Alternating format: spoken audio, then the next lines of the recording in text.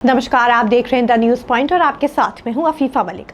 America के भारी भरकम टैरिफ ने भारत की अर्थव्यवस्था में हलचल मचा दी है और अब यह मुद्दा देश की राजनीति में भी गूंजने लगा है। बहुजन समाज पार्टी के राष्ट्रीय अध्यक्ष और उत्तर प्रदेश की पूर्व मुख्यमंत्री मायावती ने लखनऊ में बसपा नेताओं और कार्यकर्ताओं के साथ एक बैठक की। बैठक के दौरान केंद्र सरकार पर तीखा हमला बोला गया। उनका साफ कहना है, अगर भाजपा सरकार ने ठोस कदम नहीं उठाए तो इसका सबसे बड़ा बोझ गरीबों और बहुजनों पर पड़ेगा। बैठक में मायावती ने संगठन को मजबूत करने की रणनीति पर चर्चा की।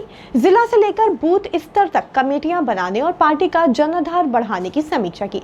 लेकिन ये मीटिंग महज पार्टी एजेंडा तक सीमित नहीं रही। बैठक में मायावती ने अमेरिका द्वारा थोपे गए भारी भरकम 50% टैरिफ के आतंक से उभरी नई चुनौतियों का जिक्र करते हुए कहा कि इससे सही से निपटने के लिए खासकर भारत और सत्ताधारी पार्टी यानी कि भाजपा को व्यापक जन और देश हित का ध्यान रखते हुए अपनी नीतियों और कार्यक्रमों में ठोस सुधारवादी रवैया अपनाने की जरूरत है, वरना देश के विशाल बहुजनों के गरीबी, महंगाई, बेरोजगारी, अशिक्षा, घरों से दूर पलायन की विवशता की समस्याएं और भी जटिल होकर देश के मान सम्मान को दुनिया में प्रभावित करेंगी, जिससे बचना बहुत जरूरी है। मायावती ने इस दिशा में अपना संदेश देने की कोशिश की कि अमेरिका का 50% टैरिफ भारत के सामने नई आर्थिक चुनौती है। अगर सरकार ने सुधारवादी और जनहितकारी नीति नहीं अपनाई तो गरीबी, महंगाई, बेरोजगारी और पलायन जैसी समस्याएं गहरी होंगी, जिसका असर कई तरह से सामने आ सकता है। इस दौरान मायावती ने यूपी सहित दूसरे राज्यों में भी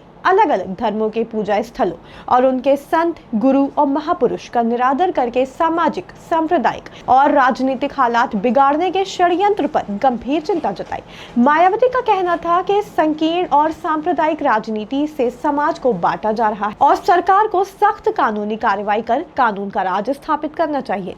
इसके साथ ही मायावती ने बसपा संस्थापक काशीराम के आदर और सम्मान में 9 अक्टूबर को उनकी पुण्यतिथि को ऐतिहासिक बनाने की अपील की है। लखनऊ के काशीराम स्मारक स्थल पर यह भव्य कार्यक्रम होगा, जिसमें मायावती खुद कार्यक्रम का नेतृत्व करेंगी और आगे की राजनीतिक रणनीति तय करेंगी। यानी एक और संगठन को मजबूत करने की कवायद, तो दूसरी ओर टैरिफ और सांप्रदायिक राजनीति पर सीधा वार।